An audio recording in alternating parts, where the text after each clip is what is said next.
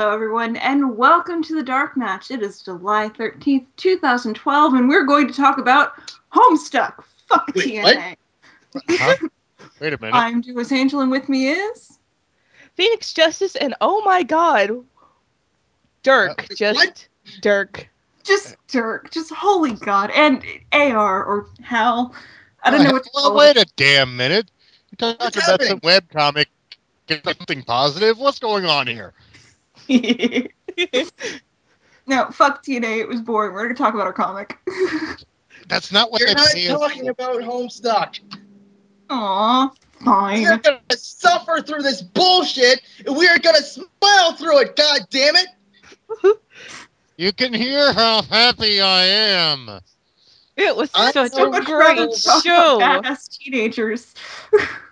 I know none of us want to talk about TNA's embarrassing 3 steps back after their 1 step forward on pay-per-view, but guys, that's what we're here to do. Anyway, hello everybody. I'm third in the rotation. I'm Jingus, and also with me is... I'm No Leaf Clover, and I'm saving my energy for one segment. Oh, you're not even gonna... Fine, I'll do the Iron Sheik tweet. All right. Where is it? Hang on. Wow, not that one. That's incredibly racist. Wait, he has Homophobic. tweets that aren't? More yeah, I'm having trouble finding one that isn't. The Brody is me, Fred, and the Page Megan, my family. He showed the respect to the legend, not like the steroid Mexican midget dick. At Jose Canseco. What the hell did Jose Canseco do to Sheik? Jose Canseco is fucking jabroni. Iron Sheik put them in the iron clutch, or the chemical, every clutch, and break his back. Fuck Make with him that humble. and make him humble. Okay. So, Oh boy. You know, I thought we were gonna start off on a good note. we did. actually We started off with Homestuck. Good Yeah, note. that's automatically great. TNA. What do you... Oh, wait, actually, the As show good of a does note as we're ever going to get. really well. Yeah, I mean, I thought on the show they started off with a good note because they went back and they showed Austin Aries winning the World Championship. well, yeah, that happened too. It was a nice recap. By the way, thank you, TNA, for the first time in several years, finally putting the belt on someone I care about at all. It's been a while. I'm sorry, Robert Roode never did anything for me. I always found him kind of boring and generic. He became boring and generic very quickly after he won the title. Agree. He does. Oddly enough, Hogan was right about him the first time, and then Hogan was like, "Never mind, brother. He's gonna be a huge star, brother." So Hogan was right about something, and then he was totally fucking wrong about something. So it evened out. Huh, imagine that. Anyway, and we have the video package to start with a bit of, recapping and stuff like that. And then, thank the Lord, our first match of the night, Joseph Park Esquire, attorney at law versus Bully Ray. Actually, I want to comment on the video package. Why was there a narrator? Uh, That was kind of weird. in the words of the henchman from George of the Jungle, are you picking a fight with the narrator? Trying to make it better. It just seemed kind of out of That's place. the thing, though, is that there actually is a lot to be said about video packages that can tell a story exclusively through clips. Yeah, and WWE does that really well. Yeah. A lot. I've seen TNA do it, and TNA's done works. it, but Everybody So listening... that was just fucking weird. Yeah, to just see what you can do with a video package. Everybody go look up the package for a long-forgotten WWE pay-per-view called St. Valentine's Day Massacre 1999. I love that pay-per-view. me It's- too. That was Yeah. Oh, it's a great show. Well, the last 2 matches are great. The rest... Yeah. I mean, in the undercard, I think Goldust versus Blue Meanie might be the match of the first half of the night, so for what that's worth. But they do Before I this... started watching wrestling. Yeah, it's right when I started, actually. Yeah, as old as I am, I hadn't watched it forever. I only started in college. But anyway, they had this great video package, which was edited and, filtered and effect gimmick to look like a silent movie.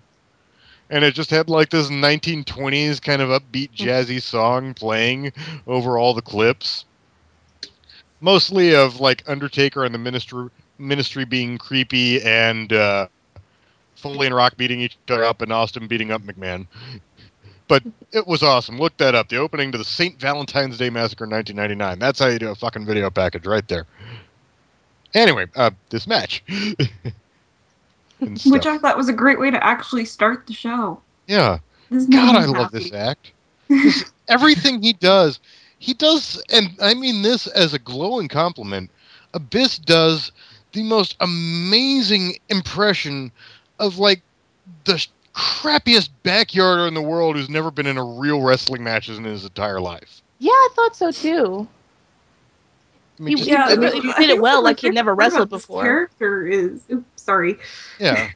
Like when he like fails to hit the ropes and looks worse than Kelly, and like his attempt at Vader style punches, which never go very well, and his just his intentionally awkward ring positioning and his different selling and just so many different things he's doing, which is so brilliant. Yeah, I mean, Joseph, this whole angle has been awesome. I was kind of blown that it wasn't on the pay-per-view, because I know it's Destination X and it's the X Division, but it felt like it could have been a great pay-per-view match. Yeah, well, there were no comedy matches on the show. There were no women on the show. I mean, it was all just X Division stuff in the main event. And one random Bound for Glory series match. Yeah. Well, it's Joe. Oh yeah, because that's so much better than putting your women's division in. Well, I understand why, because the whole point is that this is the work rate pay-per-view, and it's Joe versus Angle. So. Yeah. Okay, yeah. I mean, it is annoying that they have such a big roster with so much crap going on at any one time that they literally can't fit half of it on one pay-per-view. Like, we've only got 3 hours. What do you want out of us? We've only got 3 hours to showcase 250 wrestlers. Give us a break. Anyway, back to this match. Joseph Park Esquire is awesome, and Bully Ray is a bully, and from what I hear, that's basically how he is in real life. That's why he's so good at playing that character. He's basically playing himself. Yeah, and finally he gets some plunder, they whack each other, they bring some thumbtacks out, and this surprised me, on a random impact, Bully Ray goes back first into about 1,000 thumbtacks. Of course, using the famous Foley rule of if you bring the weapon into the ring, it has to be used against you. Yeah. I wonder if they were partly gimmick, because they were not many of those actually stuck into his body, I noticed. Yeah. It really. Yeah, actually, even when he sat up, most of the ones that were sticking to him were backwards. Yeah, like they were sticking to him because of the sweat. Yeah, I think Abyss actually got the worst deal of that toward the end. Yeah, because he like sat on them at the end. Then scooted back again. Yeah, scooted back. It's like he didn't notice. It probably wasn't too bad through the tracksuit. Yeah, hopefully not. Those things hurt though. And for God's sake, it's Abyss. If anybody would be used to it by now, poor soul. Yeah. He's just like, I don't even feel him anymore. Hey, want to buy a thumbtack that's been in me for $5? Finding forms over here, fellas. Joseph Park briefly gets the upper hand before Bully Ray takes the wallet of Gilligap and hits Joseph Park in the face with it. At first it was like, oh, that's a lame finish. Then I was like, but it is Joseph Park, so it's not Abyss. Great spot though for Joseph Park holding the chair backwards. Oh, that was awesome. Backwards. That was hilarious. And down. Yeah. He's holding it like the wrong way up. Holding it gingerly, like he's never done it before. Exactly. I've done this myself. The first time you go to pick up a chair to hit somebody with, and you're like, wait, this is like a Rubik's Cube. How the hell does this work? This seems so simple when I was watching people do it on TV. And a brief digression, I'm hearing some echo. Is anyone else hearing that? Yes. I think it's coming from No Leaf. Oh, my bad. I'm sorry. I'll turn it down. Okay, but yeah, he's holding the chair so completely wrong and so clueless. And just like subtle things he does too. Like sometimes like when he's taking certain shots, he puts his hands up too early and at the wrong time. I mean, just so much looking like as if I got in a wrestling ring right now and tried to have a match. It would be something along those lines. And he's great at doing that. And I'm amazed because who thought after all this time they'd ever care about Abyss again? Because they did everything they could with that guy, good and a lot of bad. I mean, he was basically the Kane of TNA in that, well, not only did he have Kane's gimmick, but they also stuck him with all of the very worst storylines. And somehow he persevered, and he did it really well, and it's awesome. Just for future Got a great angle reference, going.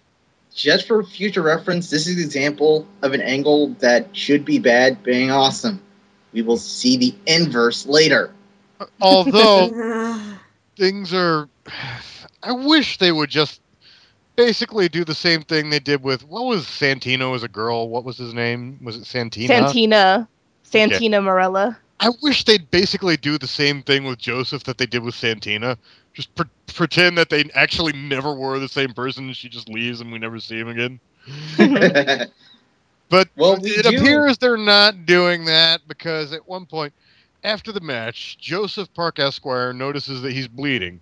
And he continues, by the way, his brilliant non-wrestler impression. Oh, yeah, I love this part. He wipes all the blood right off of his forehead. But he's still bleeding heavily, so more comes. Yeah, you never think about that. What do you never see wrestlers do with their blood? Wipe their face. Mm-hmm. It's like actors who cry in a movie. It's like, I put so much into this, and here's my own body fluids. Don't you love it? And no, I'm not going to wipe my face like any normal person would. He wipes his face here and then continues to bleed more.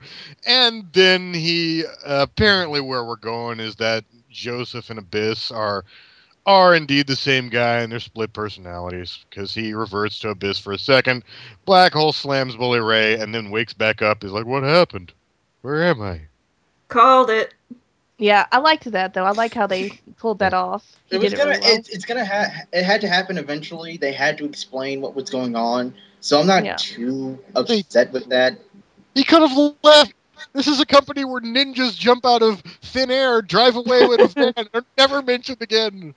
Ninjas kidnapping people on TV! Guys, DID.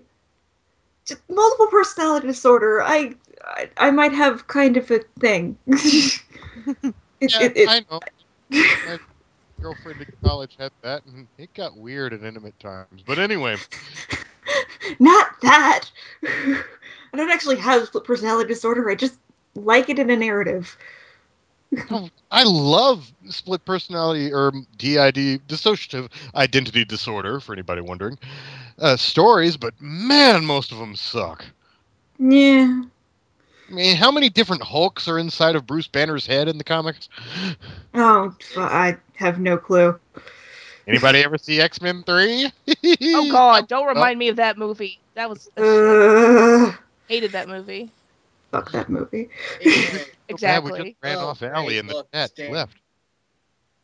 Yeah, and Sting does a promo, and I fast-forwarded through all the promos on this show. I'll admit that. I didn't see hardly any of them. Somebody else could take this one.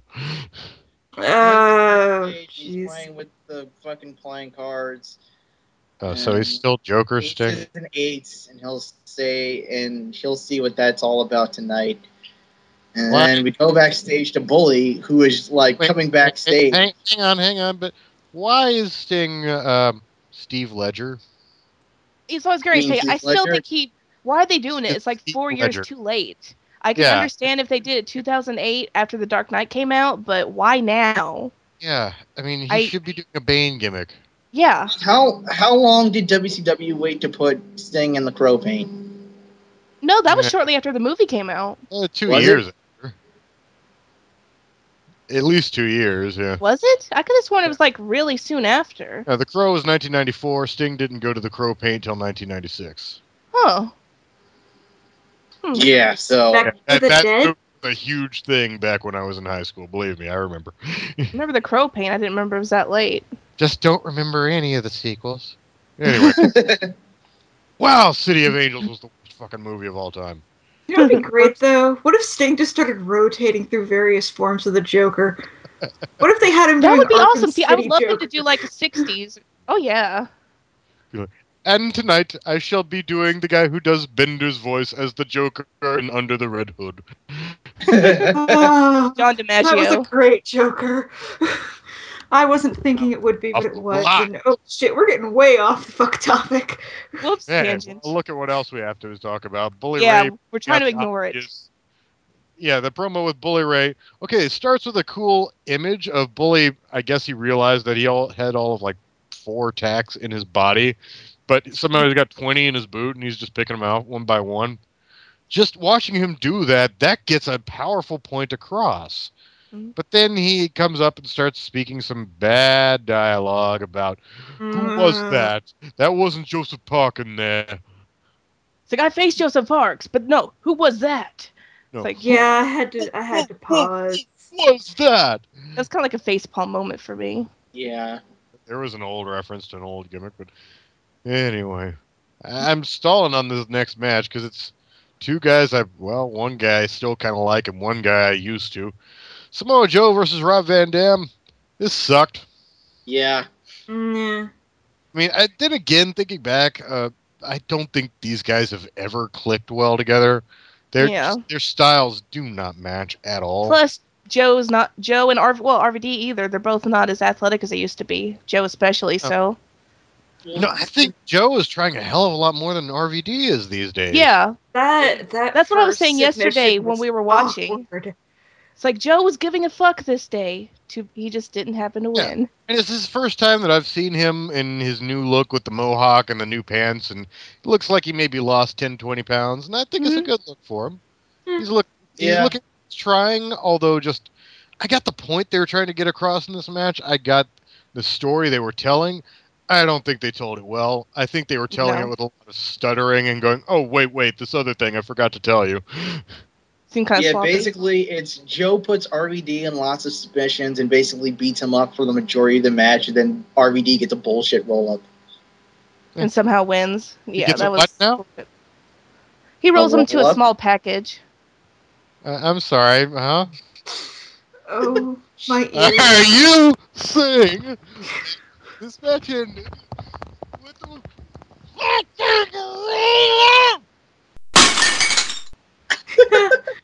Maybe.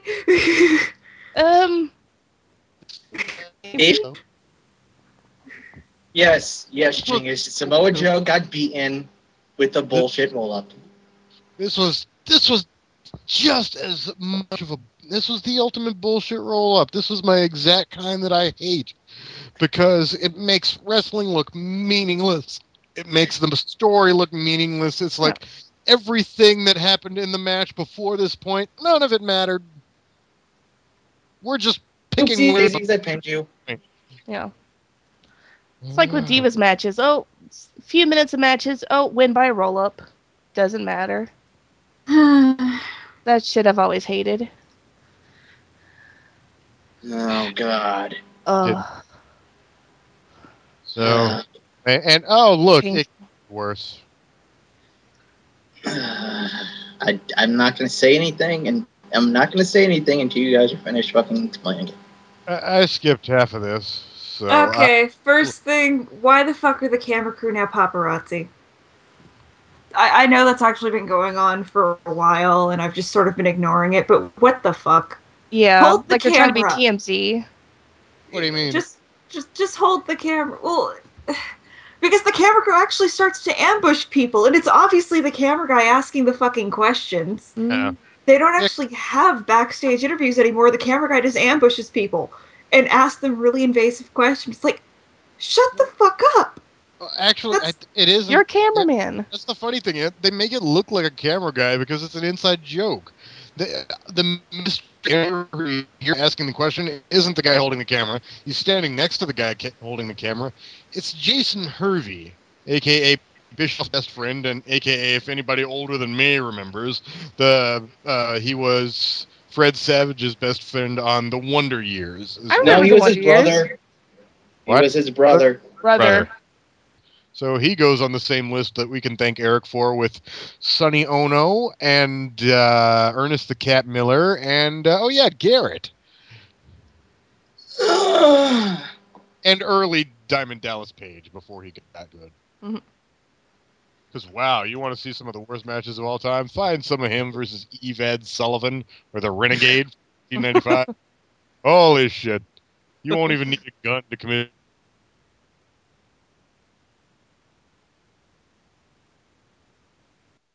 Anyway, yeah, there's a crack whore, and she's pregnant and stuff. And I skipped half of this promo. What happened here? I wasn't paying attention because I have blissfully not been around for this fucking angle. So I have no idea. The only thing I took long enough to make note of is that she is pregnant, and for some reason, actual pregnant woman in a ring made me very, very nervous. Bad. Probably because of something No Leaf said. Bad. Yeah, we know. Yeah, the promo's a piece of shit. This was really bad. Why are they continuing this fucking angle? I don't get it. I don't like it. Actually pointed that out in the promo. He's like, well, I thought this was over weeks ago. Wait, no. I thought it was over longer than that.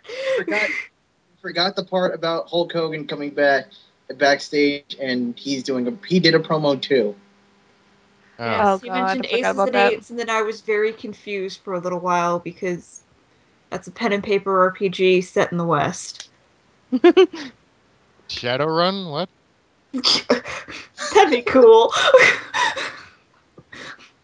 Hey, anybody wants to play Shadowrun? I got the source books. I'm thinking of a Shadowrun AU with TNA. Fuck. Oh, God. Shadowrun. But Hogan would be a terrible GM. Hogan would have no fucking essence left. No, Hogan would be a cyber zombie. He would be like -6 essence. And that concludes all I know about Shadowrun. I haven't played it, clearly. So I don't know much. I think Zima Ion would be an elf. Samoa Joe is an orc. Half orc. Austin Aries is a dwarf. There are no half anything in Shadowrun. It's all true-blooded for some reason. Yeah, we're trying not to talk about the pregnant crack whore, people. What would you do? What would you do? And finally, whatever her name is Claire. Apparently, every time I hear that name, I imagine it from the little girl from Resident Evil 2 saying it. Claire. Sherry. Yeah. Sherry Birkin. Yeah, the useless one. Yeah, I'd rather have her than Ada. She's not as useless in 6.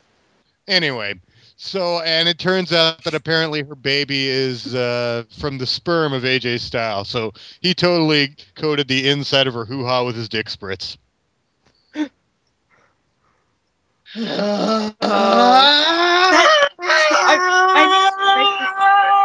broke No Leaf. I need to write that down. That's going in a fucking Homestuck fanfic. Fuck you, TNA! Fuck you! Oh, fuck you hard! Fuck you, fuck you, fuck you! Fuck you, TNA! Fuck you! Fuck you!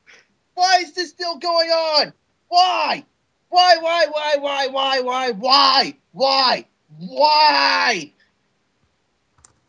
I couldn't put it any better. There is no more answer to those questions than the proverbial 3-year-old who keeps asking why all the way up the line of information. Because no one understands. No. It's a shitty angle nobody cares about. Why would you keep going on with it? You took two of the greatest wrestlers of this fucking generation, and you stuck them in this bullshit angle for a year. And Kazarian! Year! Oh, Kazarian's alright. A fucking year. Yeah. Not that I blame people for not realizing it's been going on that long, considering it might as well have not have been a fucking angle. At least there was no Dixie this week. Silver lining, people. Silver lining. Fuck you. Fuck you. Fuck you, Eric Bischoff, for thinking this is good. Fuck you. Fuck everybody who enables this bullshit. Fuck you, TNA. Can we talk now? I guess so. Okay. Yeah, this literally seems like a leftover Russo idea that they just decided to run with. like somewhere, like after they were cleaning out his office, in between blood-encrusted Coke spoons and unused heroin needles, they found a pile of cocktail napkins with drunken ideas scribbled on them. They managed to read them. Yeah, they after exclusive called it Taz translating. and said, Taz, you know New Yorkese, read this shit to us. And they finally deciphered one of them as if it were the Rosetta Stone, and you were working from like the one part of it that makes sense and working backwards. And finally they thought, pregnancy angle. Well, he's done it before, multiple times, always sucked. Why not? Yeah, honestly, I wouldn't be He's not surprised. actually here anymore. We can handle it. Yeah, we'll make it better. Damn it, brother love. The rest of your I don't show. care whose idea this was. I just want it to stop. I just want AJ and Daniels. I'm sick of seeing AJ and Daniels wrestle. Yeah. I mean, Wow. it's fine the first few How fucked up is that? times, but after 12 months of it, it gets old really fucking fast. You Yeah. made me hate an AJ versus Daniels match. You fucking bastards.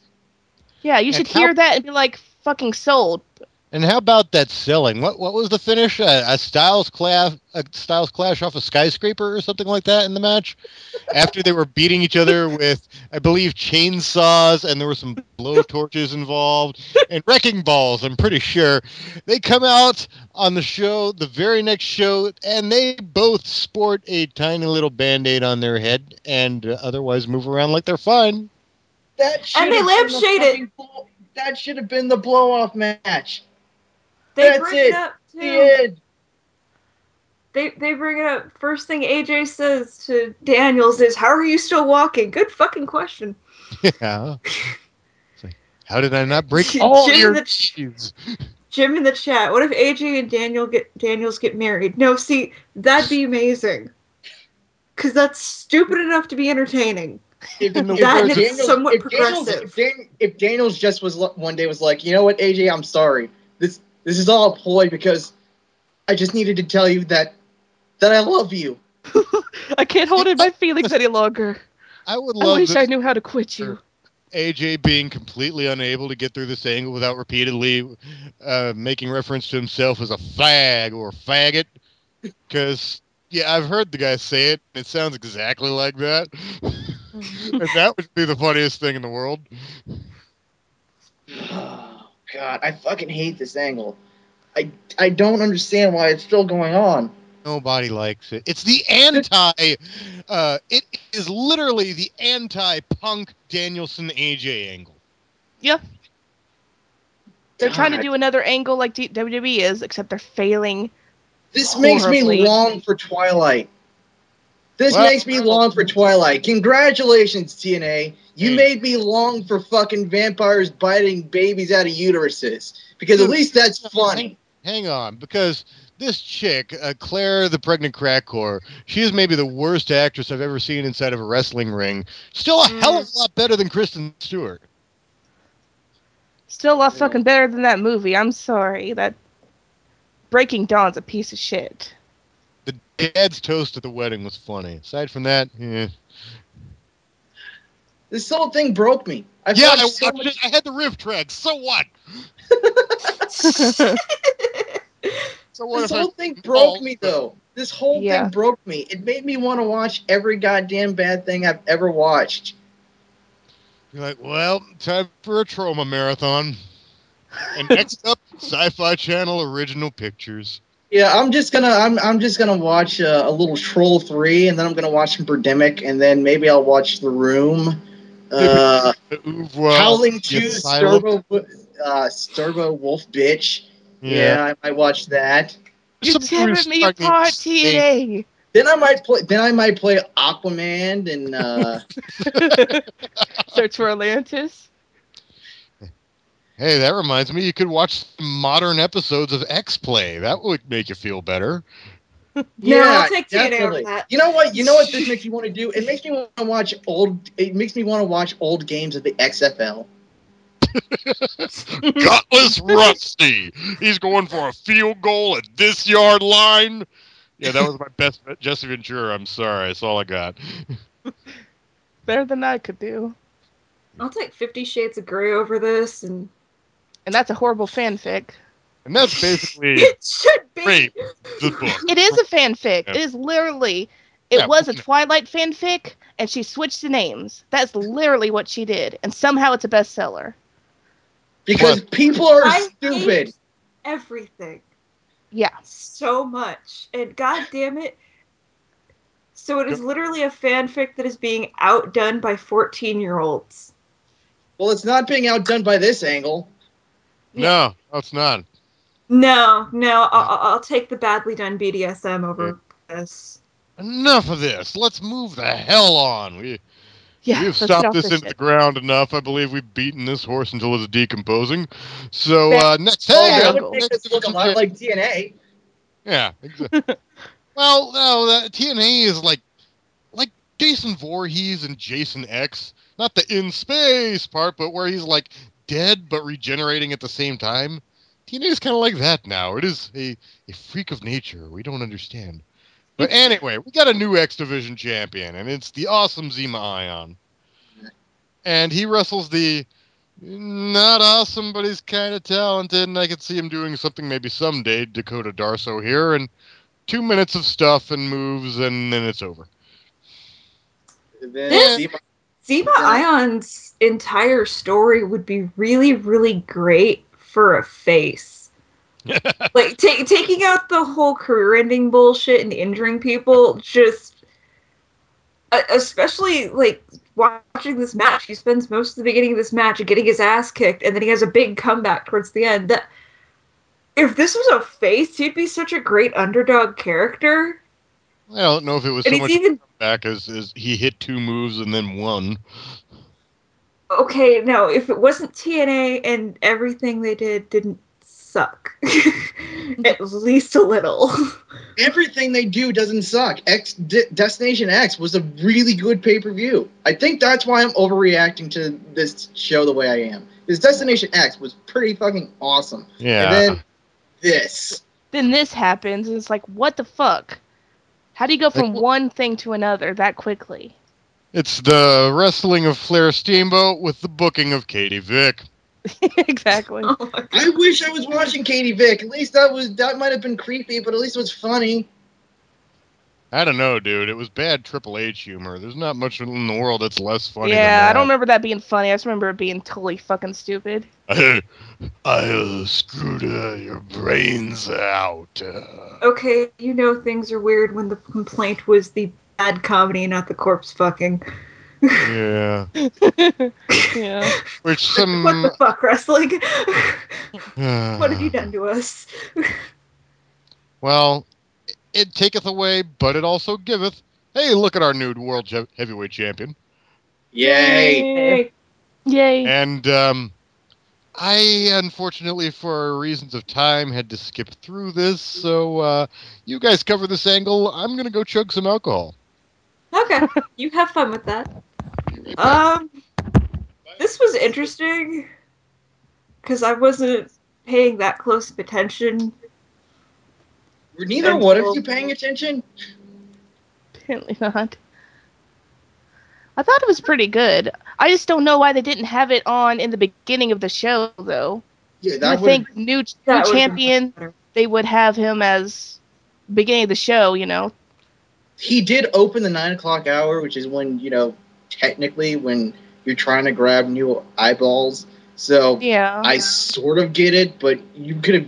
It would have been much better story-wise to have Austin Aries open the show and then put Bubba and Joseph Park as the semi-main event at the 9 o'clock hour. Yeah, that would have been nice.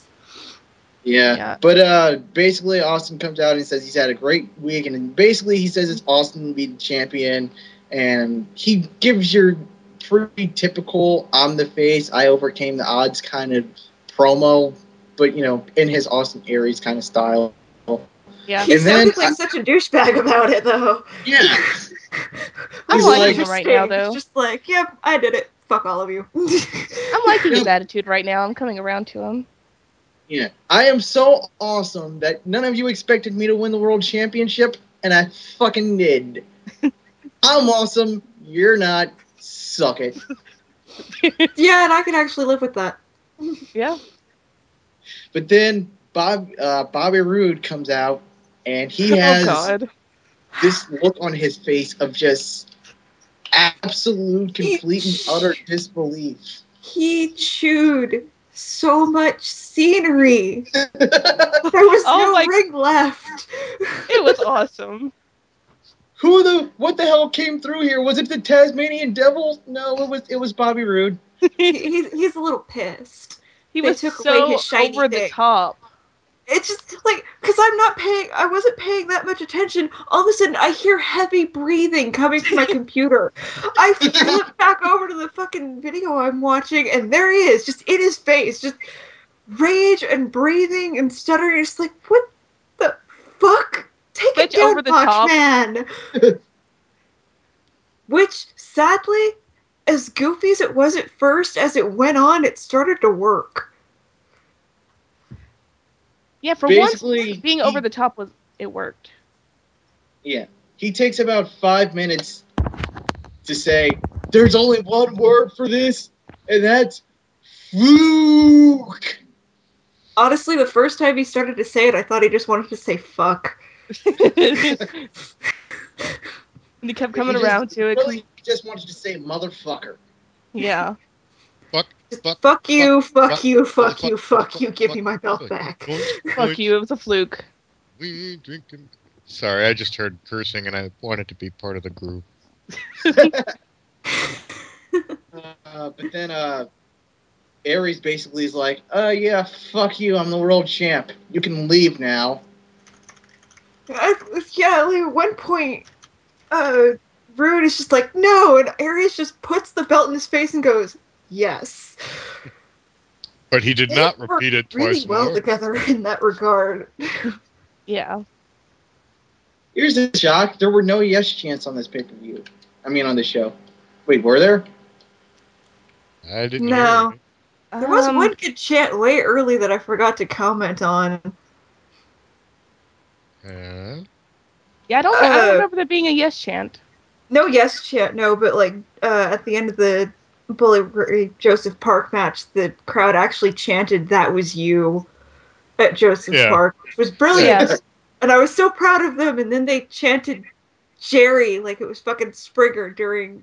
Yeah, I forgot about that. I blocked that out. And then I was sad. I don't know if that was celebratory or mocking.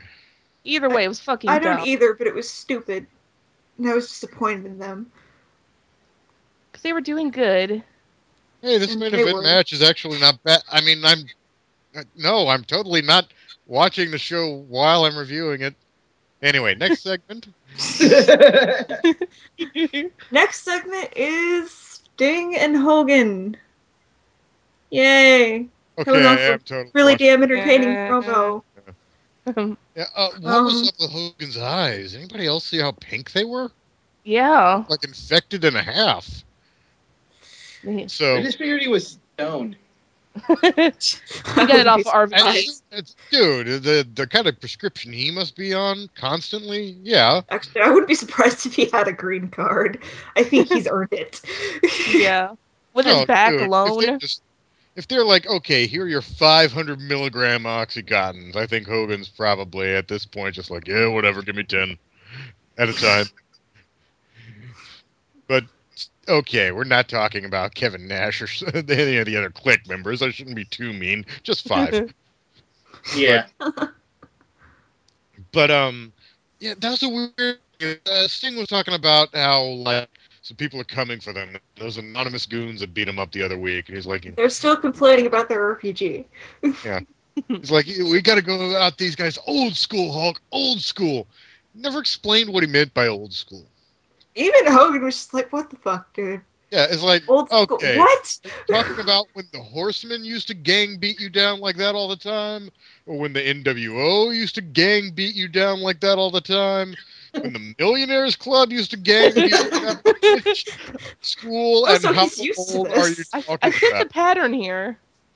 You mean think like when he'd be Immortal better- did it, or If we could only get a few guys to the turn main on him. event Mafia, or Huh. Yeah, and speaking of turning on him, here randomly for no reason into the room come Brother Devon and Garrett Jr. Bischoff. What a hell. Just looking at him. Oh, most punchable face this side of Tom Zink, I swear. But, yeah, that's a reference to a match that me and 2 other people watched one night. Anyway, so, and they're like, Hulk, you can trust us, totally. Anytime you have a problem, we're on your side because we're trustworthy and you can trust us. Put all your trust in us, Hulk. By the way, we have some money in Nigeria, which we need a down payment for you to get out for us. But trust us for backing you up with these wrestlers. And, we have some excellent organic herbal soap and food products that we buy from somebody. We can sell them to you at an excellent discount for you to sell to somebody else. But Hulk, please trust us. And by the way, Hulk, we heard in the back that the company's going to put the X Division title on you.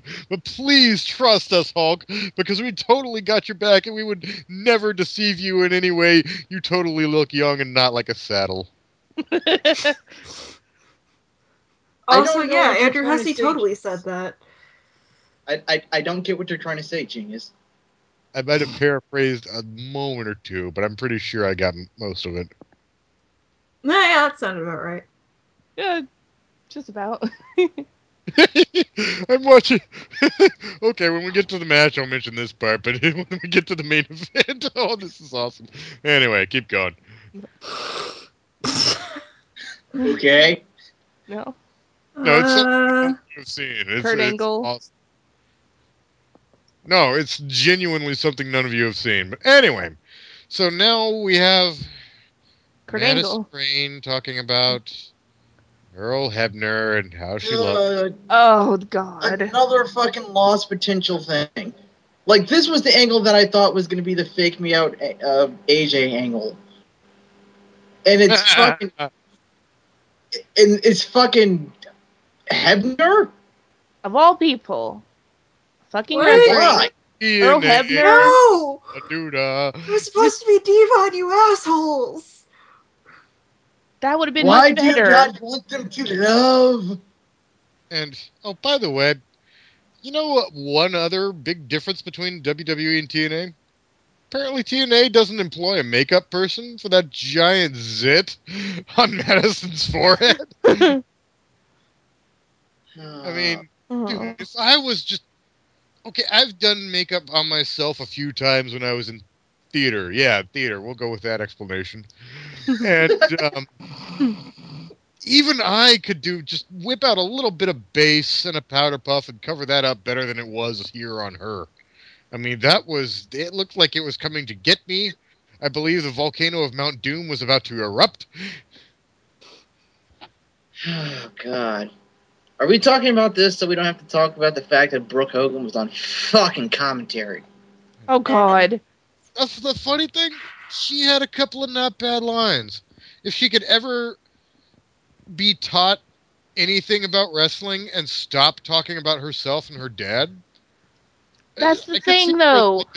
Why would you have her on first if she doesn't know anything about wrestling? Yeah, I don't care if she's Hogan's daughter. Learn some wrestling moves if you want to wrestle. Or learn to be a manager, or learn to commentate. Don't get the fuck on the air until you learn something. I just want to know why the executive is dressing like she should be coming down on Ric Flair's arm.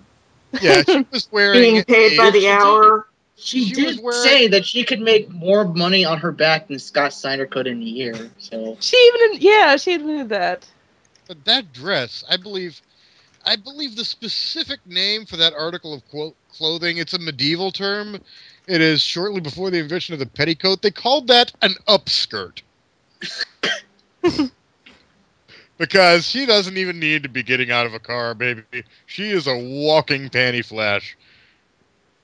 She is like the dream come true of all those fucking pervs in the anime folder because her panties are constantly on display under this belt called a dress.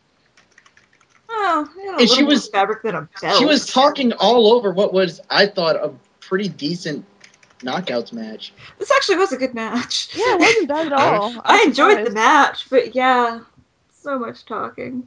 I'm all alone here. I'm sorry. I know. I mean, Gail Kim looked like she was in a lazy mood, and Tessmacher's offense was all woof. Jesus.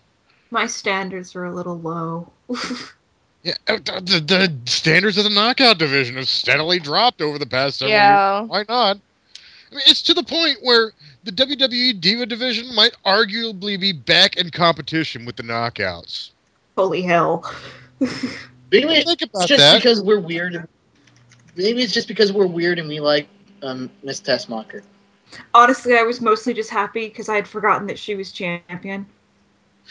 And I knew she was going to win, so it's just like, yay! I like her. I'll settle for that. Trying for a USA champ when she was a Texan in red, white, and blue going against a Canadian Korean. Yeah. Well, it also reminds me, prop to whoever got her new outfit because now she looks slightly... Somehow, that outfit makes it less like a strip show and more like something a wrestler would do. There was one spot I liked. Gail Kim, she's getting the heat. Hits a cattle mutilation. It's a beautiful one. Better than most of Danielson's used to look. And then in the middle of it, like somehow, she is bridged up in midair. I mean, nothing but her feet is touching the canvas. The feet and the top of her head and nothing else. She somehow de-bridges herself. Whips her body back over the other way to land where she started. How do you do that? Practice. Yeah. All I can say is practice. Practice and a lot of stretching. She needs to be in fucking Cirque du Soleil instead of wrestling if she can bust that out on a regular basis. Because that was just an amazing piece of balance, strength, stamina, coordination. I mean, just all the above. No. Everything else in the match was a whole lot of Miss Tessmacher kicking and clotheslining and not always quite making contact. I still think she's better than most of the divas. Yeah. Well, I don't know. These days, I mean, Layla's better, so they got a better champ. Yeah, Layla's got better. Beth is good. Yeah, and, well, do we count Natty is even working there anymore? But still, the Bella's gone. Yeah. Rosa Mendez, Natty's still manager. There. What? Yeah. That's it. Yeah. Yeah. Karma's the one who left. Kelly, you know, I'm sorry to what's the name of that moron who keeps posting his creepy Kelly obsessive articles? That fucking idiot in I the don't even Dumb remember. Comics thread. The one who's just like, Kelly is better than everybody because she started young and never got hurt, even though she did. A few times, yeah. Yeah, that dude. But anyway, Kelly, thankfully, not running the ropes so often on Raw these days. And well, that's because she's not there. Yeah. She's doing the movie or something. And Eve's gotten better. Eve, yeah. Alicia Fox also started not appearing in this film most nights. Mm. And Karma may or may not be coming back. There's some weirdness going on with her now. I hope to God she does. Well, apparently the company at some point randomly added her to the alumni section. And Meltzer reported apparently they're thinking of firing her. And then they randomly took her back off the alumni section into the main roster. Oh. Firing her? Or letting her go, because I think they just it's like, okay, we've employed you for like a year and a half now. You've been on TV 3 times. And we know there were unfortunate things, but still, I mean, she was physically well enough to be in the Rumble and apparently just had so many personal problems that she's still been off TV 7 months later. Yeah, it has been going on for a while. Yeah. Yeah. So it seems wouldn't like a be, lot of wasted potential. People seemed really shocked by it, but I kind of was like, well, what did you expect? What did you expect? Because it's not something you just get over. Yeah. Yeah. I do find the fact that she told everybody she had the kid to be still odd, but I get that too. It's shock, going through something like that.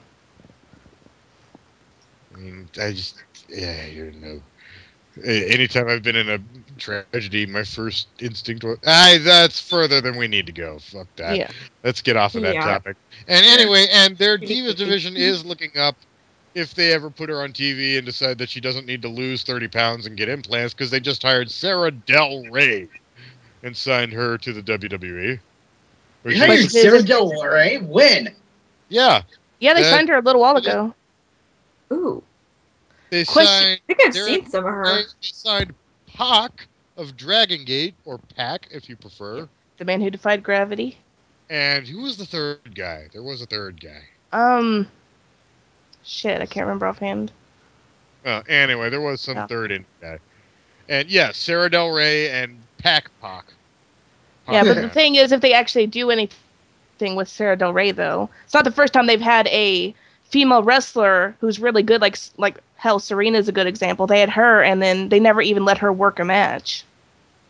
By the time they finally did, it's like, oh, you've been ring rusty because you haven't wrestled in 8 months, and you have 50 pounds worth of new boobs, and suddenly you're clumsy. Fuck you, you're fired. Yeah. Anyways. So Impact. Yeah. Back to Impact. After Divas. After the knockout match. That Knockouts division, not a hell of a lot better than the Divas at the moment. Guess so. So, yeah. So, Impact, and was there any more promos, or is it just straight to the main event?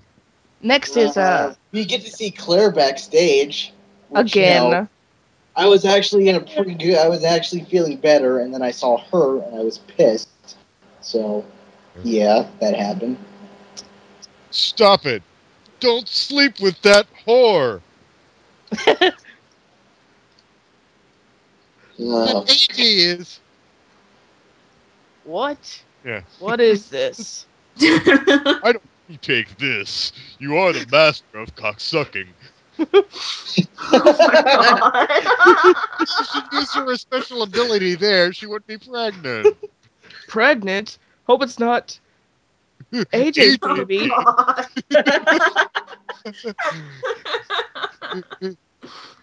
Yeah, and it's not even the right character. We're naming Jill Lyons for no fucking. Just because we all watched the Famous Loop I played through recently.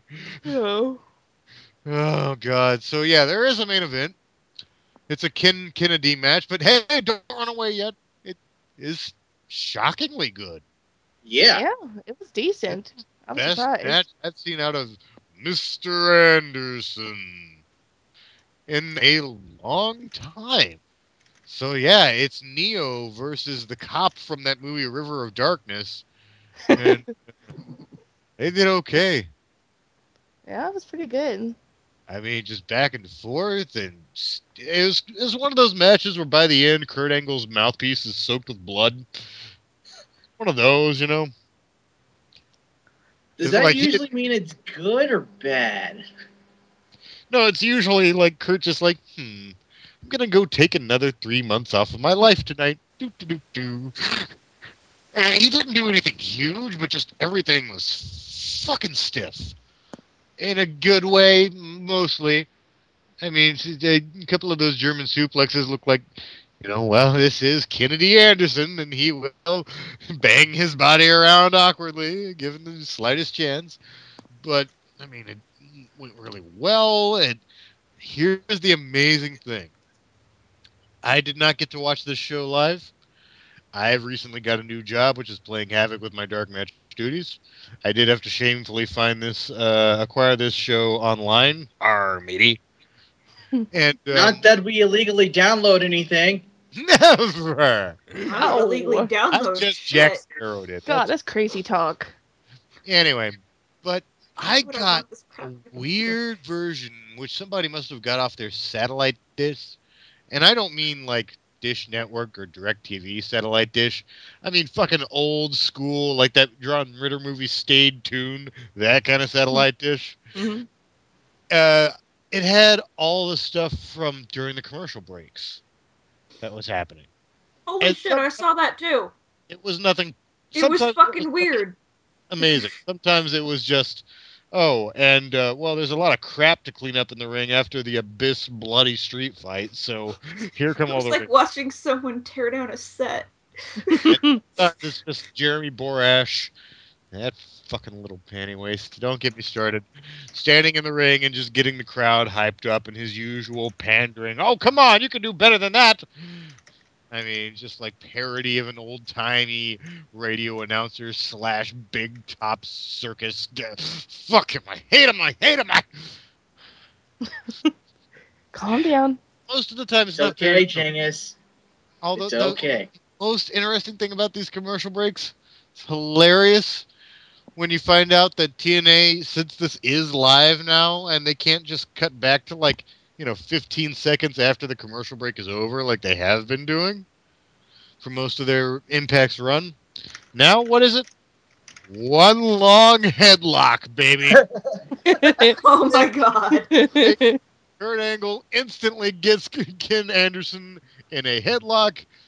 He sits down and has a Snickers, essentially, because he is not going anywhere for a while. He waits until they come back to do anything. He's just like, yeah, I wrestled Orton a lot. Why not? I mean, I have seen less chin locks in a 20-minute long Ultimate Warrior match. Okay. Oh, God, those exist, don't they? Yeah. No, I made that's an exaggeration, but I've seen less chin locks in a 10-minute Yokozuna match, at least. So, okay, that makes more sense. Yeah. And finally, after just a good back-and-forth match, Angle Slam 1, 2, 3. And by the way, when's the last time Angle pinned anybody with the Angle Slam? That never happens enough. A while. I mean, it's usually either, if he wins the match, it's either roll-up, some kind of interference shenanigans, or the ankle lock. And he rarely gets to ever pin anyone with his finisher. It's almost always a 2 count.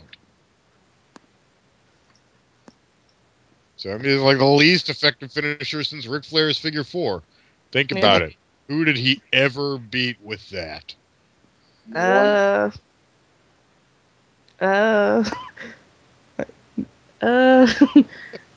the time he won the world championship with his own hold.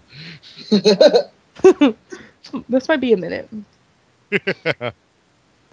Gonna have to think about this one. One time he was wrestling David, and but other than that,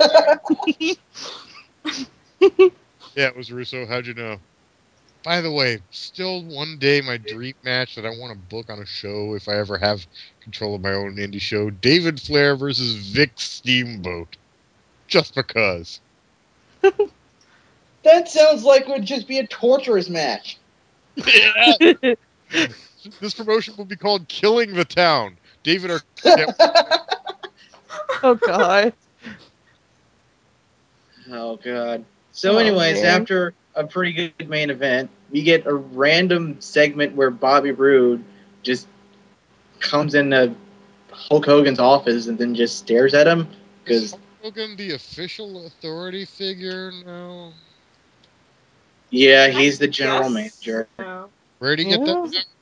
Isn't Eric Bischoff not even allowed to be spoken of? Yeah. You mean Eric Beep? Indeed, I do. For a quick little recap, because I know you guys don't always watch TNA, Sting fucking gave his fucking authority to be the general manager to fucking Hulk Hogan because he wanted to be a wrestler again, so he could face Bobby Roode. Because everybody wants to see that. Because we all needed to see fucking Sting wrestle again. Yeah. Sting, you're the age of my mom. Give it up. Okay, wait, not literally. I was missing a few years there. Close enough, though. Yeah, once you can describe your age as starting with a 50, you shouldn't be a full-time wrestler. Yeah, you might want to get out of the game. You're older than my mother. He's older than my mom, then. Older than mine, too. Not by much, but... Yeah, but I was born in the 70s, so... Mm-hmm. You old bastard. The last 2.5 months of the 70s. But anyway, so he wants a rematch, and Hogan's like, well, I'm not just gonna... And he's like, well, we have another pay-per-view coming up, and Bobby Roode's like, no, that's not good enough. I want a rematch. And Hogan's like, I want a pay-per-view match. That'll take time. Yeah, Hulk's like, call him out at this open fight night thing we're doing next week. Because it sounds kind of MMA-ish, and we're all leeching off of MMA. By the way, the Walmart where I work now, just a brief straw poll, 3 MMA magazines on the rack, no wrestling magazines, no WWE, no nothing. So you in the fake business, yeah, you might want to be worried. But, so yeah, so that happens. And then Sting comes out to the ring for our main event. Swerve. No, it's not, because it's a main event rerun. Same shit that happened last time with Sting. Sting comes out to the ring, and he wants to do things old school. I don't know if he means being a know-nothing bodybuilder and calling every territory and being turned down by everybody until finally Jerry Jarrett in Memphis is like, sure, come on down. We don't care. We'll take anybody. $20 a night. And so him and Warrior and 2 other useless guys went down there and stunk out the territory and quickly left. So I don't know if he means that old school, but yeah, he hasn't specified, so I'm forced to assume that's it. Yeah. And he calls for Hogan. Hogan's music plays all the way fucking through. Yeah. Then he gets confused, calls him again. But by the way, I forgot just how close Hogan's music is to the NWO theme. Yeah, it's really close. It just... I mean, like... Isn't it like the Blockhouse version of it or whatever? It's like lawsuit worthy. I don't know why the WWE hasn't sued him yet. Because they don't give a fuck. Yeah. Because they're like, oh, TNA wants to require someone from WWE to watch this. They do care enough to, rarely if ever mention him on TV at all, and when they do, it's usually in kind of a disparaging fashion, like in around 2000 when WCW was on its last legs, and they're like, oh, look at those poor bastards. Let's have the Big Show come out and pretend he's Hulk Hogan and do an impression. It'll be funny. Except now it's like that attitude, except never mentioning Hogan or referring to him. No, they mention Hogan. They just never mention that, he's still arrested. He's still it's always like, and we bring up this memory of a match that happened in 1982. They mention it, but they pretend like he's fucking retired. They pretend it's like he's dead. And now we present this posthumous award to Heath Hogan. Oh, God. Oh. Why so serious, brother? Angus. Oh, God. bad. So, was I the only one watching this? Surgeries. Was I the only one watching this, and when the second round of his music played, was expecting, like his corpse to fall from the rafters or something? It was fucking horror movie setup. Just like something, anything. Anybody got any memoir jokes they want to break off now? See? Anybody mock test for liking his pain pills while we're at it? Anybody? See, I knew if I mentioned rafters, that would happen. But god damn it, how else do you want me to describe it? Hey, watch out for those women drivers and Randy Savage. Oh God! Oh, what is wrong That with is you? fucking terrible.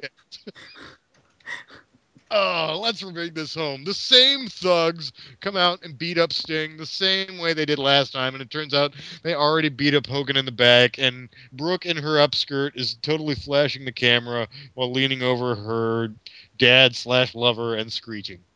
Ninjas! Kidnapping people!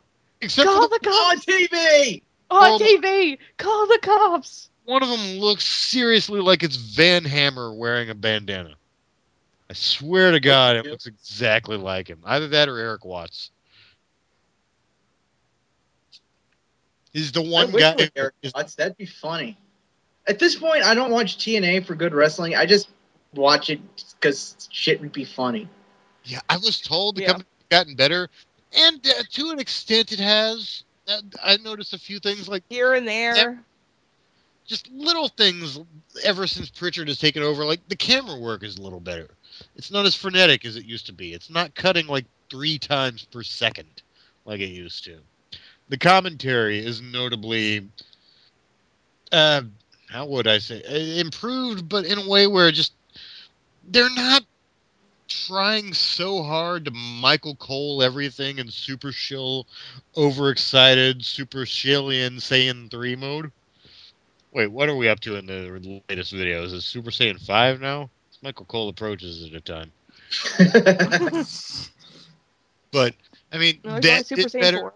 I mean, we've got the titles, except for Tessmacher on Better People. Wait, who's like Tessmacher? I'm sorry. I remember the last time I saw her, I'm like, wow, she's improved a lot. And I saw her tonight, and I'm like, wow, I take back my previous statement. I'm sorry, guys. I don't know if I was just... I mean, and this is where, I plug myself and say, well, I was in the wrestling business for 5 years. But I did call a hell of a lot of wrestling matches as a play-by-play commentator. And that does just tend to let you train you to look for certain things, especially when you call a hell of a lot of bad matches starring bad wrestlers. And in the $10 payoff land where I worked, that happened a lot. Like, half of every night. It's like, another sleeper hold spot. Exactly like the previous 4 matches. Executed in the same identical manner and order. So, more punches that aren't touching, more punches that are touching. Whoa, dude, lighten up with those punches. Those are touching.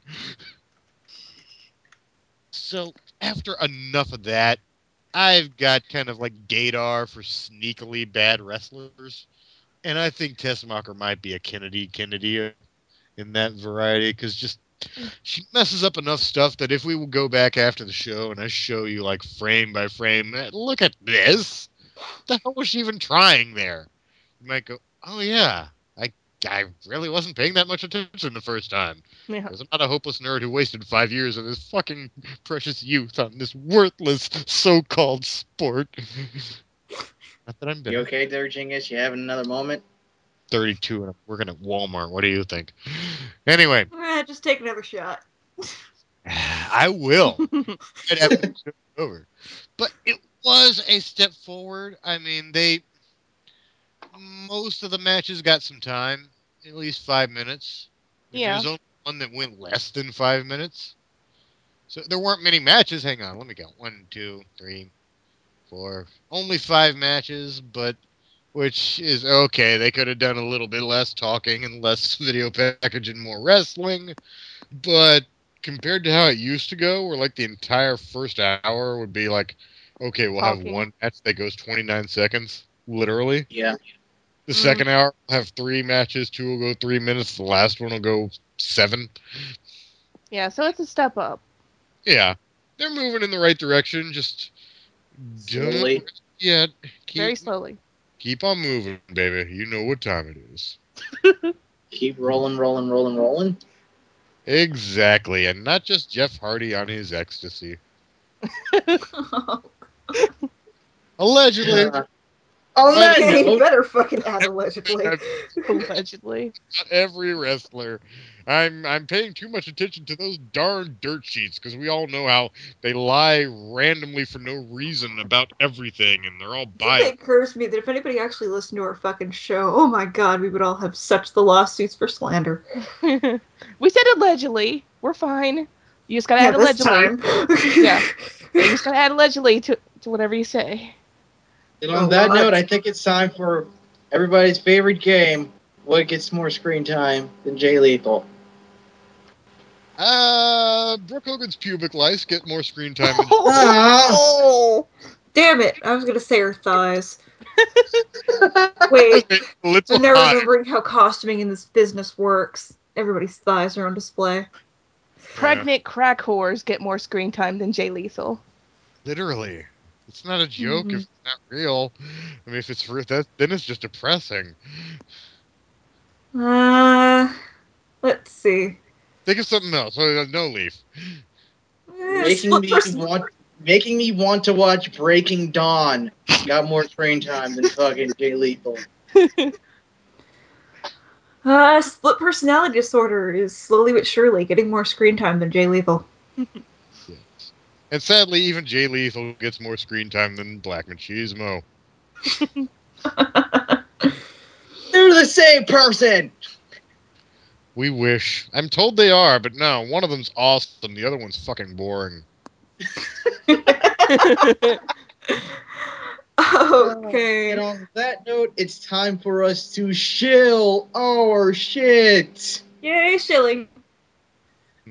Don't forget to subscribe to us on Blip TV and on YouTube to keep up to date with all of our videos. You can also like us on Facebook, and you can also like our videos on YouTube, because that helps us get more related views and stuff like that. So more people watch us, and we can do more stuff. Don't forget to follow us on Twitter at DarkMatch Wrestling. That's Wrestling with one S. You can also follow us on individually on Twitter as well. Don't forget to check out TRE Productions, where all of our videos plus lots of other great content is hosted. And we are also in the Reviewtopia. We are also on Reviewtopia in the community section. We are also on Reviewtopia in the community section. And last but not least, visit us at That Guy with the Glasses, yes, Tagiwataga, in the blog section. And on that bombshell, we must end. I am No Leaf Clover. I am Jingus. I'm Duo's Angel, and I fucking told you we should have just talked about Homestuck. And I'm Don't want to talk about Homestuck. And I agree.